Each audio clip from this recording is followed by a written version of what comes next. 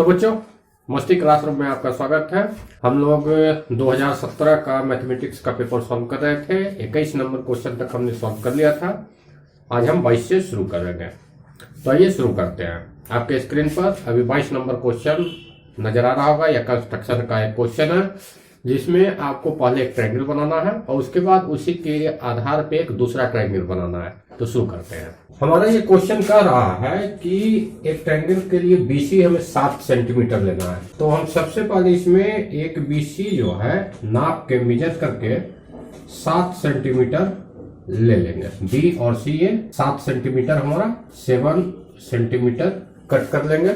एक लाइन से ले लेना है स्केल के जरिए। और उसके बाद एंगल भी 45 डिग्री है। तो यहाँ पे हम 45 डिग्री का एंगल बनाएंगे। 45 डिग्री के लिए क्या है कि यहाँ सबसे पहले 90 बनाएंगे और 90 को हाफ करके 45 बनाएंगे। या कंस्ट्रक्शन में आप डायरेक्ट भी प्रोटेक्टर की मदद से भी ये 45 आप बना सकते हैं।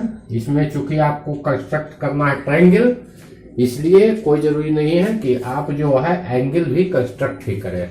45 डिग्री आप बना सकते हैं। तो ये हम 45 डिग्री इस तरीका से जाएगा। ये 45 डिग्री हमने ले लिया, एक प्रोटेक्टर की मदद से बना लेंगे। अब इसके बाद जो है एंगल ए है 105, लेकिन हमारे पास क्या है, बी पॉइंट के बाद पॉइंट जो है हमारे पास सी है। तो एंगल सी हम निकालेंगे यहाँ पे। तो एंगल ए है 105 और एंगल बी है 45, यानी ये कुल हो रहा है 150 डिग्री, जिसको अगर 180 से घटाएंगे तो आएगा आपको 30 डिग्री का डिफरेंस। यानी एंगल सी हमें यहाँ पर 30 डिग्री बनाना है। तो इसे भी प्रोटेक्टर की मदद से जो है एंगल सी 30 डिग्री बनेगा इस तरीका से। और ये जहां पे कटेगा हमारा ये पॉइंट ए हो गया। इस तरीका से हमें ट्रायंगल ए बी सी बना लेना है। अगर आप चाहें तो 30 डिग्री भी कंपास की मदद से बना सकते हैं, 45 डिग्री भी कंपास की मदद से बना सकते हैं। वो आपकी मर्जी पे है, जो आपको सुविधाजनक लगे। अब इसके बाद कह रहा है कि एक और ट्रायंगल बनाना है जो इस ट्रायंगल का साइड का 3/4 हो। इसका साइड जो है 3/4 हो। तो अब वो हम कैसे बनाएंगे। ये ट्रायंगल को मैंने थोड़ा सा फिर से बड़ा करके बना दिया है ताकि आपको कैमरा में सही से नजर आए। अब इसमें अगला स्टेप था क्या कि एक ट्रायंगल बनाना है जो इसके साइड का 3/4 हो। यानी सेम ट्रायंगल हमें बनाना है लेकिन उसका साइड इसकी रिस्पेक्ट में 3/4 टाइम्स हो। उसके लिए क्या करेंगे कि यहाँ पे एक 60 डिग्री एंगल बनाएंगे। ऐसे एंगल लिखने की जरूरत नहीं है, यहाँ आप कोई भी एंगल बना सकते हैं। 60 डिग्री इसलिए मैंने बनाया क्योंकि 60 बहुत ही आसानी से बनता है। तो एक बार कट किया और बन जाता है, इसलिए 60 बनाया। अब इसके बाद आपको 3/4 में डिवाइड करना है। तो इसका जो डिनोमिनेटर होता है उस पर गौर करें। डिनोमिनेटर में आपको 4 है, तो इस पर 4 भाग में आप कट करना। कोई भी छोटा बड़ा कितना भी लेकर, मान लिया इतना लिया, 1 बराबर बराबर काटेंगे, 2 3 4। आप बड़ा भी दे सकते हैं, छोटा भी दे सकते हैं, उस पर कोई डिपेंड नहीं करता है, आपकी मर्जी पे है। पॉइंट मान लिया दे देते हैं B1 B2 B3 इस तरीका से दे सकते हैं, नहीं भी दे सकते हैं, उससे कोई चेंजिंग नहीं आना है। ये जो चौथा पॉइंट जो मिला है हमें, इसको लास्ट वाले के साथ हमें मिला देना है। स्केल है नहीं, स्केल से मिलाइएगा। तो मिलाने के बाद क्या है, अब ऊपर से ये 3 जो है इधर से तीसरा लेना, पहला दूसरा तीसरा, ये है हमारा तीसरा। तीसरा पे क्या करना है, ये जो एंगल बना है सेम एंगल यहाँ पे बनाना है हमें। इसको डिवाइडर की मदद से इसको नाप लेंगे और फिर यहाँ ऐसे कट करेंगे, ऐसे कटेंगे और इस तरीका से इसको बनाएंगे जो कि इसके पैरेलल जाएगा। जब एंगल आप बराबर बनाइएगा तो पैरेलल जाता है। तो इस तरीका से जाके कट करेगा, यहाँ से कटिंग यहाँ होगा। ये पॉइंट जो हमें लेगा ये सी है, तो ये सी डैश हमें प्राप्त होगा। अब क्या करना है कि ये जो एंगल है सेम यहाँ पे बनाना है, 30 डिग्री है, तो यहाँ पर हमें फिर से 30 डिग्री बनाना है। तो ये लाइन इसके पैरेलल जाएगा, ये इस तरीका से इसके पैरेलल जाएगा 30 डिग्री, इसके बराबर बनाना है। ये आएगा A डैश। तो ये A dash B C dash ये आपका रिक्वायर्ड ट्रायंगल हुआ। कंस्ट्रक्शन में कभी स्टेप्स लिखने की जरूरत नहीं पड़ती है। बहुत सारे लड़के लिखते हैं, वो इसलिए लिखते हैं क्योंकि बहुत सारे लड़के जो कॉपी करते हैं गाइड से गाइड में स्टेप्स लिखे होते हैं, क्योंकि अगर गाइड में स्टेप्स नहीं लिखे होंगे तो आप उसको देख के पढ़िएगा तो समझ में नहीं आएगा। किताब में भी लिखा रहता है स्टेप्स, क्योंकि आपको समझाना है उसको, ना कि वो आपको सॉल्व करके दिया है। लेकिन एग्जाम में स्टेप्स लिखने की जरूरत नहीं है, तो स्टेप्स लिख के टाइम वेस्ट मत कीजिएगा, सिर्फ आपको कंस्ट्रक्शन करना है। इसमें नंबर आपको जो साफ सफाई नीट एंड क्लीन आप डायग्राम बनाइएगा उस पर मिलता है। जितना नीट क्लीन बनाइएगा उतना अच्छा आपको मार्क्स मिलेगा। अगर लाइन आप एक बार में खींचते हैं तो ठीक है, जैसे ही उसको मिटा के दोबारा में खींचिएगा आपका नंबर कटना शुरू हो जाएगा। इसलिए जो भी एंगल बनाइएगा, जो भी लाइन खींचिएगा, पहले स्टेप्स में ही फुल एंड फाइनल आपको बनाना है। ऐसा नहीं कि एक बार बनाया फिर मिटाया, फिर उसको ऊपर बनाया, फिर मिटाया, फिर बनाया, तो नंबर नहीं मिलेंगे, चाहे आप स्टेप्स को 4 बार ही लिख दीजिए। तो ये हमारा हो गया। नेक्स्ट हम 23 नंबर सवाल पर चलते हैं। हमारा 23 नंबर क्वेश्चन कहता है कि 2 डाइस को फेंका जाता है, 2 पासा जो है उसको एक साथ फेंका जाता है। तो पहला निकालना है कि इवन सम की प्रोबेबिलिटी और दूसरा निकालना इवन प्रोडक्ट की प्रोबेबिलिटी। तो सबसे पहले हम ये देखते हैं कि 2 डाइस को अगर फेंका जाए तो क्या क्या इवेंट हो सकते हैं, क्या क्या चीजें आ सकती है, यानी सैंपल स्पेस जो है आपका इस क्या क्या होंगे। तो सैंपल स्पेस में आपका जितने भी तरह के आ सकते हैं वो सारा होगा। जैसे कि हो सकता है कि पहला पे 1 आए, दूसरा पे भी 1 आए, पहला पे 1 आए, दूसरा पे 2 आए, पहला पे 1 आए, दूसरा पे 3 आए। इस तरीका से सीक्वेंस आएगा। कहां तक? 1 और 6 तक आएगा। पहला पे 2 आए, दूसरा पे 1 आए, पहला पे 2 आए, दूसरा पे 2 आए। ये सीक्वेंस भी कहां तक जाएगा? 2 और 6 तक जाएगा। इसी तरीका से 3 1 वाला सीक्वेंस भी कहां तक जाएगा? 3 6 तक जाएगा। इसी तरीका से सीक्वेंस बनता हुआ पहला पासा पर 6 1 आके ये चला जाएगा आपका 6 तक। इतने सारे सीक्वेंस आ सकते हैं। यानी कितना? इधर आपको 6 को हुआ, 1 2 3 4 5 6 और ये भी 6। यानी नंबर ऑफ एस अगर निकाले सैंपल स्पेस तो 6 और 6 का स्क्वायर बन रहा है।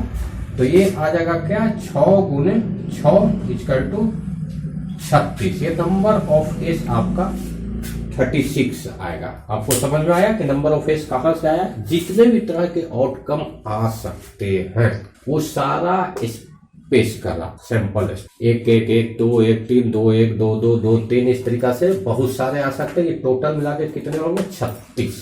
तो ये हो गया आपका नंबर ऑफ एस।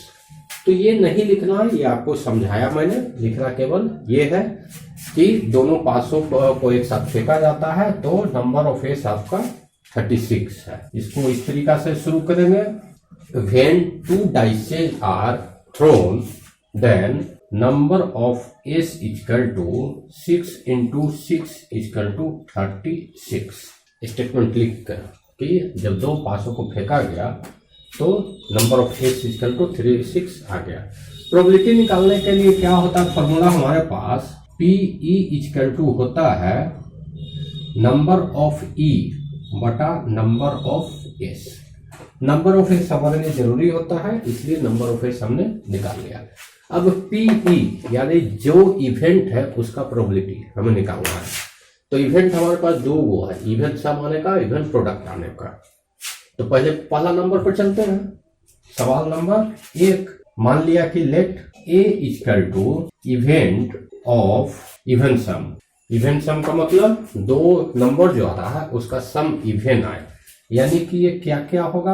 अगर फर्स्ट पर 1 आता है तो 1 और 1 इवेंट हुआ, दोनों को जोड़ेंगे तो 1 और 2 तो नहीं होगा, 1 और 3 होगा, फिर 1 और 4 नहीं होगा, 1 और 5 होगा और 1 और 6 नहीं होगा। क्योंकि जैसे 1 और 6 को लेते हैं तो जोड़ेंगे तो क्या आ जाएगा? 7 आ जाएगा। तो ये नहीं होगा। सम जो है हमें इवेंट चाहिए। तो देखिए 1 1 को जोड़ेंगे 2 आएगा, इवन है। 1 3 को जोड़ेंगे इवन है। 1 5 को जोड़ेंगे 6 आएगा, इवन है। तो इस तरीका से इवन वाला केवल लेना है। तो 1 में 3 आया, उसी तरीका से 2 में भी 3 आएगा, 2 और 2 आएगा, 2 और 4 आएगा, 2 और 6 आएगा। 3 में लेंगे तो 3 और 1 आएगा, 3 3 3 5। फिर 4 में 4 2 4 4 और 4 6। फिर 5 में 5 1 5 3 5 5 और 6 में आएगा 6 2 6 4 6 6। ये किसी फॉर्मूला से नहीं आया है, तो ये आपको लिखना ही है, लिख के शो करना है। इसलिए आगे आपका नंबर ऑफ ए, देखिए गिन लीजिए 1 2 3 4 5 6 7 8 9 10 11 12 13 14 15 16 17 18, यानी टोटल हमारा पास आ गया है 18। तो पी ए निकल जाएगा, probability of A equal to हो जाएगा नंबर ऑफ ए बटा नंबर ऑफ एस, यानी कि 18 बटा ये आया था 36, 18 दूनी 36, यानी 1 बटा 2 हमारा आंसर है। First number complete. अब हमें सेकंड नंबर निकालना है इवन प्रोडक्ट का, यानी प्रोडक्ट हमारा इवन आना है। इसको मिटा देते हैं। 2 नंबर क्वेश्चन में हम लोग इसका लिखेंगे कि लेट बी, घटना जो है उसको ए से बी पर लगा लिए, इवन प्रोडक्ट। इवन प्रोडक्ट करेंगे तो क्या आएगा, अगर 1 लेंगे तो 1 के साथ अगर गुना करेंगे तो 1 गुना 1 1 आएगा। प्रोडक्ट इवन नहीं है तो 1 तो आएगा नहीं। 1 को 2 से गुना करेंगे तो 2 1 का 2 आता है तो इवन हुआ। फिर उसी तरीका से 3 नहीं आएगा, 4 आएगा और 6 आएगा। अब 2 से गुना करेंगे तो 2 1 आएगा, 2 2 आएगा और 2 3 भी आएगा, 2 4 भी आएगा, 2 5 भी आएगा, 2 6 भी आएगा।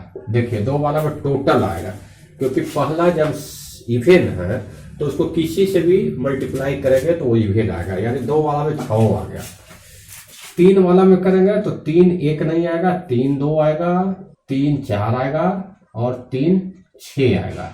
लेकिन 4 वाला में सारा आ जाएगा, 4 1 4 2 4 3 4 5 4 4 4 5 4 6। 5 वाला में करेंगे तो 5 1 नहीं आएगा, 5 2 आएगा, 5 4 आएगा और 5 6 आएगा। लेकिन 6 वाला में सब आ जाएगा, 6 1 6 2 6 3 6 4 6 5 6 6। ये बी का टोटल हो गया। इतने सारे जो इवेंट आएंगे इसमें प्रोडक्ट आपको इवेन आ रहा है, कहीं भी गुना कर लिए 3 दूनी 6 4 3 12, जो भी इवेन आ रहा है। तब इसका नंबर निकालेंगे तो नंबर ऑफ बी आपका क्या हो जाएगा, काउंट कर लेते हैं।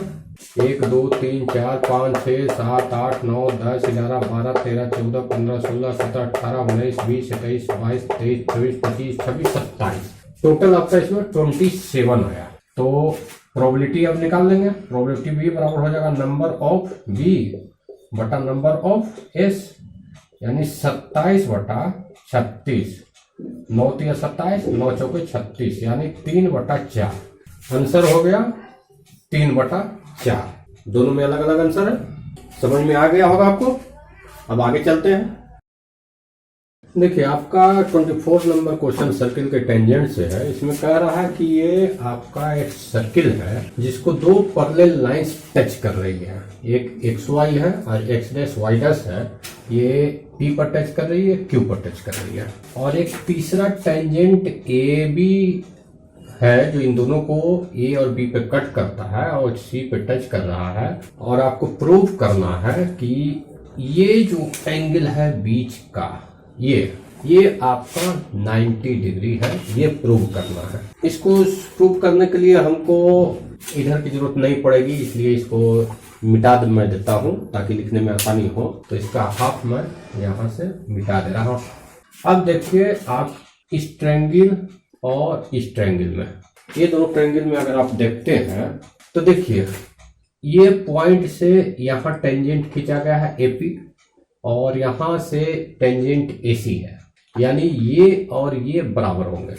दूसरी चीज ये आपका रेडियस है और ये भी आपका रेडियस है, तो ये दोनों भी बराबर होंगे और बीच का लाइन कॉमन है, यानी ट्रायंगल ओ पी ए और ओ सी ए, ट्रायंगल ओ सी ए, ये दोनों जो है कॉन्ग्रुएंट है।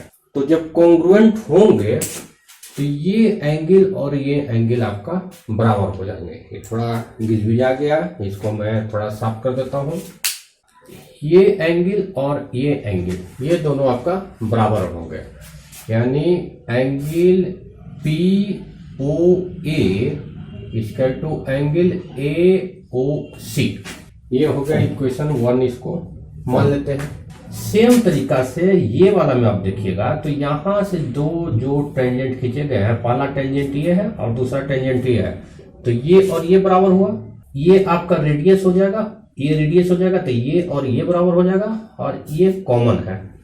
तो ये ट्रायंगल भी आपको सेम तरीका से कॉन्ग्रुएंट हो जाएगा, यानी triangle O Q B congruent हो जाएगा ओ सी बी के, ट्रायंगल ओ सी बी के, इसके कॉन्ग्रुएंट हो जाएगा। इसलिए आ जाएगा क्या, angle Q O B equal to angle equal to angle C O B, यानी ये एंगल और ये एंगल आपका बराबर हो गया।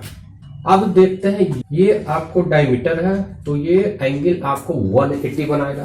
पी क्यू इज डायमीटर, इसलिए जो इसका सम होगा यानी angle P O A plus angle A O C plus angle C O B plus angle Q O B equal to 180 होगा।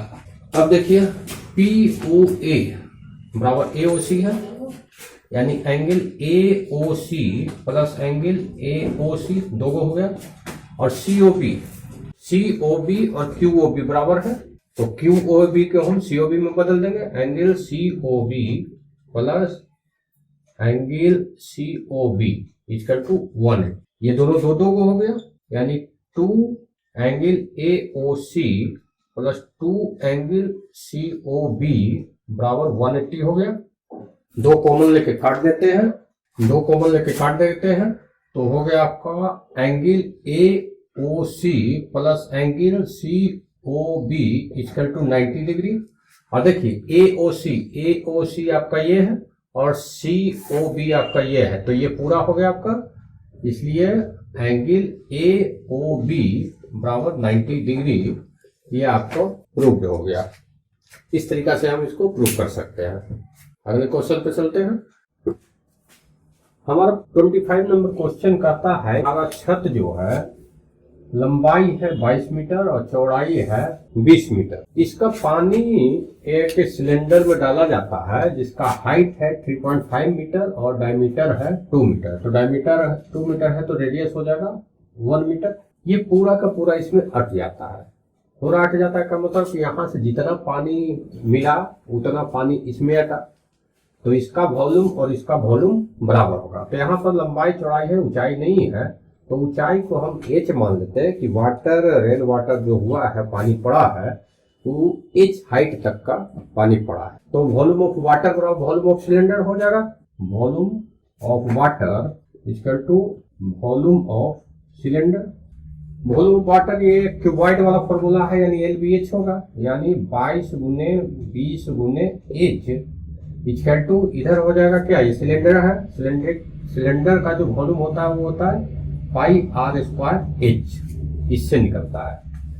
तो पाई आर स्क्वायर एच इसमें लगाएंगे तो आपका आ जाएगा 22/7, आर है 1 गुने 1 और एच है 3.5 यानी 35/10। इसको काट देते हैं, इधर से 22 कट गया, 7 से 5 बार में कट गया, 5 से 2 बार में कट गया, यानी h इक्वल टू हो गया, इधर आपका ऊपर में कुछ नहीं बचा तो 1 और नीचे ये 20 उधर जाएगा, तो 20 गुने 2 मीटर, जो कि आंसर आपको चाहिए सेंटीमीटर में, तो इसको सेंटीमीटर में बदल देते हैं। 1/20 गुने 2 पहले से, इसको 100 से गुना करेंगे तो 20 × 100 यानी 5/2 यानी 2 दूनी 4.5, ये 2.5 सेंटीमीटर आपका रेन वाटर हुआ है। ये आंसर आपका हो गया कि 2.5 मीटर रेनिंग हुई है। हमारा 26 नंबर क्वेश्चन कहता है कि P से दो टेंजेंट खींचे गए हैं PA और PB। तो हमें प्रूव करना है कि PA और PB जो है बराबर है। तो इसमें कुछ नहीं करना है, वो सेंटर है, सेंटर को A और B से मिला देते हैं। ये आपका हो जाएगा 90 डिग्री और ये भी हो जाएगा 90 डिग्री, और इसको यहाँ से यहाँ मिला देते हैं। तो इसमें क्या हो जाएगा कि in triangle OAP and triangle OBP, इन दोनों ट्रायंगल में लेते हैं तो सबसे पहले क्या हो जाएगा, OP इज कॉमन, OP आपका कॉमन हो रहा है।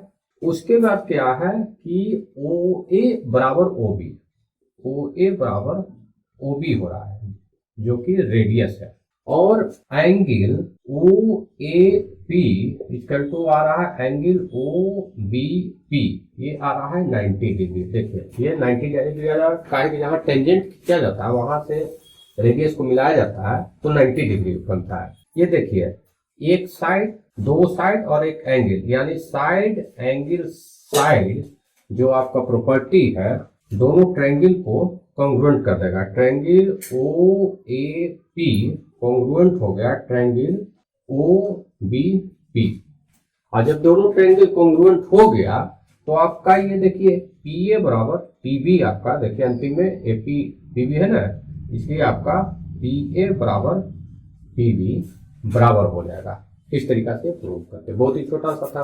अगले पर चलते हैं। 27 नंबर जो हमारा सवाल है, इसमें कहा गया है कि दो AP सीरीज है, उनका n टर्म का सम का रेशियो जो है 7n + 1 बटा 4n + 27 है। दो AP सीरीज है, तो मान लेते हैं इस AP सीरीज का जो है फर्स्ट टर्म A और A' है और कॉमन डिफरेंस D और D' है। ये दोनों AP सीरीज का है, पहला सीरीज का फर्स्ट टर्म में और कॉमन डिफरेंस D, और दूसरा सीरीज का फर्स्ट टर्म A' और कॉमन डिफरेंस D' है। तो हो जाएगा हमारा ये क्या, Sn जो है वो हो जाएगा n/2 2a प्लस n-1d, अब नीचे हो जाएगा n/2 2a' प्लस n-1d'।